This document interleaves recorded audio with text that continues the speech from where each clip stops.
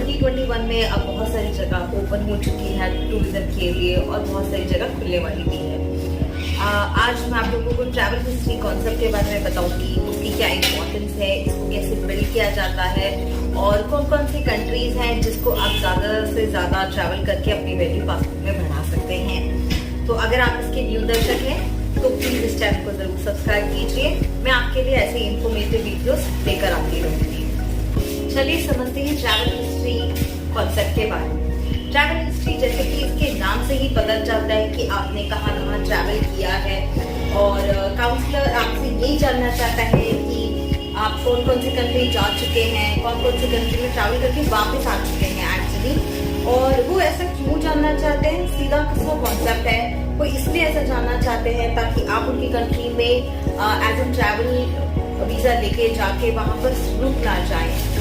तो ये one of the reason होता है कि वो ये जानना चाहते हैं कि आपने कहाँ कहाँ ट्रैवल किया है। इससे उनको एक सेटिस्फैक्शन मिलता है या एक तरह से एक कॉन्सेप्ट बनाया है उन्होंने कि हाँ जिन लोगों ने ज्यादा ट्रैवल किया है वो एक एक्चुअली एक प्रॉपर ट्रैवल इनफैक्ट एक रियल ट्रैवलर हैं और इस तरह से वो एक अपने आप में उन्होंने अपना एक पॉइंट बना लिया है कि हाँ this is the right way to जज that yes it is a real traveller. तो वन ऑफ द रीजन।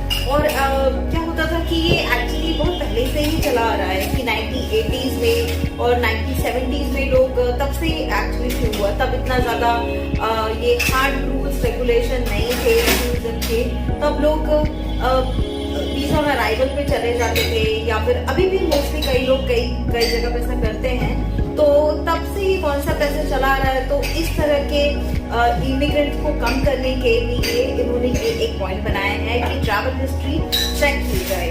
तो one of the reason is कि ये है। अब हम बात करते हैं ट्रैवल हिस्ट्री को वो चेक कैसे करते हैं। अब इसे समझने के लिए मैं आपको एक छोटा सा एग्जाम्पल दे देती हूँ। बहुत कॉमन सा है कि आप जब भी किसी कंपनी में इंटरव्यू देते हैं और या आपने कभी खुद भी इंटरव्यू लिया होगा किसी कंपनी में, तो आप सबसे कॉमन क्वेश्चन क्या पूछते हैं कि आपने किन किन कंपनीज में काम किया है या कितने साल काम किया है। ये आप किस लिए पूछते हैं, ये इसलिए पूछा जाता है ताकि ये पता चल सके कि आपकी स्टेबिलिटी कैसी है।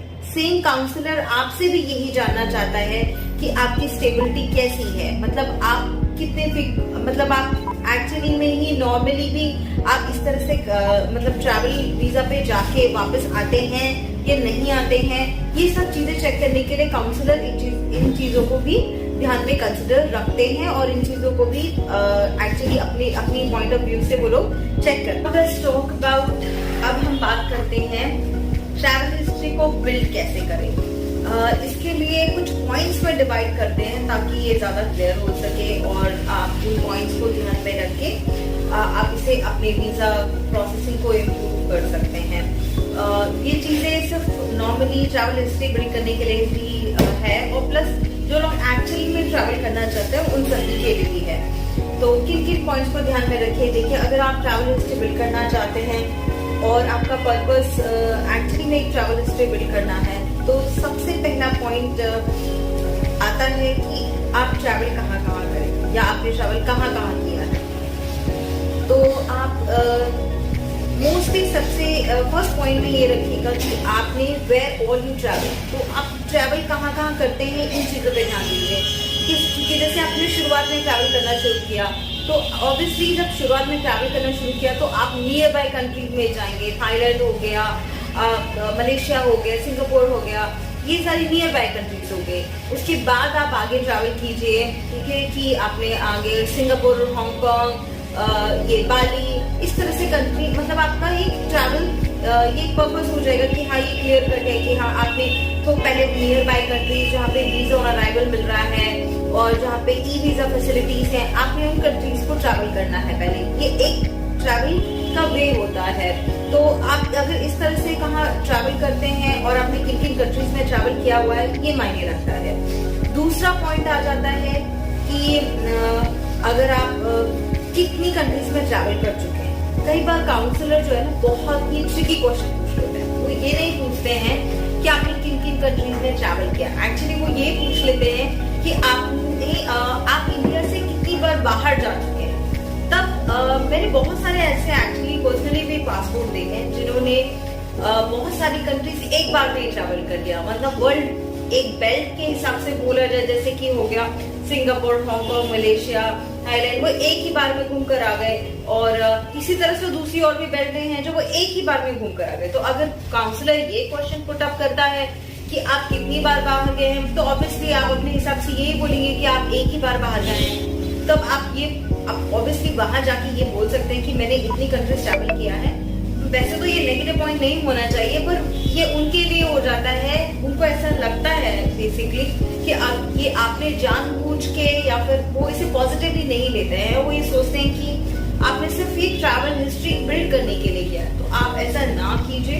अगर हो सके तो आप मतलब 2 कंट्री 3 कंट्री एक साथ, या फिर एक कंट्री करके ऐसे ट्रैवल कीजिए। तो इससे एक अश्योरेंस होती है कि यस एक्चुअली में जो पर्सन है वो वहाँ ट्रैवल करने के लिए, एंजॉय करने के लिए गया है और ट्रैवल करके अपने हिसाब से, और दैट पर्सन कम बैक। तो ये एक जेन्युइन ट्रैवलर लगते हैं। तो ये हो गया सेकेंड पॉइंट। थर्ड पॉइंट है कि आप कितने फ्रीक्वेंट ट्रैवलर हैं, मतलब आपने कितनी फ्रीक्वेंसी में ट्रैवल किया है। सपोज आई नो कि बहुत बेसिक पॉइंट हो जाता है किसी को भी समझने के लिए, पर काउंसलर ये छोटी सी चीज भी बहुत ध्यान से देखते हैं कि आपने कितनी फ्रीक्वेंटली ट्रैवल किया है, आप किस प्रोफेशन में काम करते हैं, और आपका बैंक स्टेटमेंट से क्या लिंकअप है। क्योंकि ऑब्वियसली जैसे कि मैं दे देती हूँ एग्जाम्पल, आप सपोज कीजिए आर्मी में है, तो ऑब्वियसली आपको आर्मी में छुट्टी हमेशा हर 2 महीने में, हर 3 महीने में मिलेगी। अगर आप किसी कंपनी में, बड़ी मल्टीनेशनल कंपनीज में काम कर रहे हैं, तो आपको वहां से leave one month later, 1.5 month later, 2 month later, इस हिसाब से छुट्टी मिलेगी और अप्रूवल भी मिलेगा। तो अगर आप ट्रैवल कर रहे हैं, अपनी जो भी जॉब प्रोफाइल है आपका, उसके हिसाब से ट्रैवल कीजिए। 1 मंथ 2 मंथ जैसा भी आपको कंफर्टेबल हो। मतलब ये फ्रीक्वेंसी जो है वो एकदम कंटिन्यूस मत रखिए कि मतलब आप एक हफ्ते पहले तो आप एक जगह घूम कर आ गए, फिर दूसरे हफ्ते आप 1 हफ्ते बाद ही आप नेक्स्ट जगह घूमने जा रहे हैं, विच डजंट शो कि आप एक एक्चुअल ट्रैवलर है या जेन्युइन ट्रैवल हिस्ट्री वो नहीं लगती है। तो अगर हो सके तो 1 महीने बाद, 1.5 महीने बाद इस तरह से ट्रैवल कीजिए, ताकि वो एक जेन्युइन ट्रैवल हिस्ट्री लगे और एक सही तरीका है एक्चुअली ये ट्रैवल हिस्ट्री बिल्ड करने का। ये एक पॉइंट है जो कि आपके वीजा मिलने प्रोसेसिंग के लिए बहुत अच्छा हो जाता है। आपके ट्रैवल हिस्ट्री पॉइंट्स के व्यू से भी ये एक नॉर्मली प्लस पॉइंट बन जाता है अगर आप इस तरह से करते हैं। तो now let's talk about the fourth point ये है कि किस कंट्रीज में आप वीजा अप्लाई करने जा रहे हैं। मैं यहीं से शुरू करूंगी, क्योंकि जैसे आप सपोज कीजिए आप यूके अप्लाई करना चाहते हैं, यूएस अप्लाई करना चाहते हैं या कनाडा अप्लाई करना चाहते हैं, तब आपने अगर सिर्फ ट्रैवल किया हुआ है बैंकॉक या फिर श्रीलंका, या फिर आपने नियर बाय कंट्रीज में ही ट्रैवल किया है, तो आप अगर उनके पॉइंट ऑफ व्यू से भी सोच के देखें तो फिर वो आपका जो ट्रैवल हिस्ट्री है उसे कंसिडर नहीं करेंगे। तो अगर आप इस तरह की बड़ी कंट्रीज में अप्लाई करना चाहते हैं या आपका अप्लाई करने का प्लान है, तो आप हमेशा ट्रैवल जो है थोड़ा दूर का कीजिए। जैसे कि आप हांगकांग कंसिडर कर सकते हैं, आप मॉरिशस कंसिडर कर सकते हैं, आप बाली कंसिडर कर सकते हैं, आप रशिया भी कंसिडर कर सकते हैं। बस रशिया में ये है कि आप प्लीज रशिया को फर्स्ट टाइम में मत अप्लाई कीजिएगा, मिड ऑफ द वे आप अपना अप्लाई कीजिएगा। और आपके डॉक्यूमेंटेशन रशिया के लिए पूरे प्रॉपर होने चाहिए, मतलब पेपर वर्क आपका अच्छी तरह से कंप्लीट होना चाहिए। तो आप एक अच्छी और बेहतरीन ट्रैवल हिस्ट्री बना सकते हैं और एक अच्छा इंप्रेशन काउंसलर पे डाल सकते हैं। लास्ट पॉइंट आता है जो कि है बजट का, मतलब हम बजट में कैसे ट्रैवल करें। ऑब्वियसली इतनी सारी कंट्रीज ट्रैवल करनी है तो हमें बजट का भी ध्यान रखना पड़ता है। वैसे तो मैं इसमें आपको एक सेपरेट वीडियो बनाकर दूंगी जिसमें कि मैं आपको ये बताऊंगी कि आप किन किन कंट्रीज में आराम से बजट में ट्रैवल कर सकते हैं और कैसे कर सकते हैं। फिलहाल बेसिक पॉइंट्स है वो मैं क्लियर कर देती हूँ। अगर आप कहीं भी ट्रैवल करना चाहें या करने का प्लान है या आप ट्रैवल हिस्ट्री बनाना चाहें, तो सबसे बेसिक प्लान होता है आपका फ्लाइट टिकट का। तो आप एडवांस में बुकिंग कीजिए फ्लाइट, हमेशा होटल भी एडवांस में कीजिए। और ये जरूरी नहीं है कि आप 5 स्टार 3 स्टार 4 स्टार होटल ही करें, आप डाउन बुक कर सकते हैं, गेस्ट हाउस बुक कर सकते हैं, और बहुत सारे हॉस्टल्स हैं वो बुक कर सकते हैं। इस तरह से आप काफी पैसा बचा सकते हैं। और अगर आप ट्रांसपोर्टेशन के, क्योंकि ऑब्वियसली इन सब चीजों के बाद नेक्स्ट पॉइंट आता है ट्रांसपोर्टेशन, तो अगर हो सके तो ट्रांसपोर्ट, लोकल ट्रांसपोर्ट यूज कीजिए। बहुत सारी कंट्रीज में बहुत अच्छी मेट्रो सर्विसेज हैं और बहुत सारी कंट्रीज में बहुत अच्छी बस सर्विस है। एग्जाम्पल के लिए सिंगापुर का बस सर्विस बहुत अच्छा है, बजाय अगर आप टैक्सीज वगैरह हायर करते हैं, क्योंकि वहाँ ये सब एक्सपेंसिव पड़ता है। तो अगर आपको बजट में करना है तो आप मेट्रोज, बस, ये सर्विस का यूज कीजिए। It's really wonderful. आपको खुद भी बहुत अच्छा फील होगा। आपके लिए ट्रैवलिंग के लिए पर्पस से भी ये चीजें बहुत आपके एक्सपीरियंस में ऐड ऑन ही होगी, तो इट्स अ प्लस पॉइंट। तो ये सब चीजें थी एक बेसिक ट्रैवल हिस्ट्री जनरेट करने के लिए, एक अच्छी ट्रैवल हिस्ट्री बनाने के लिए और जेन्युइन ट्रैवल हिस्ट्री बनाने के लिए। और अगर आपको ये वीडियो इंफॉर्मेटिव लगे, आपको ये पसंद आए, तो प्लीज इसे लाइक और सब्सक्राइब कीजिए। और फिर अगले वीडियो में मैं मिलती हूँ आपको फिर से।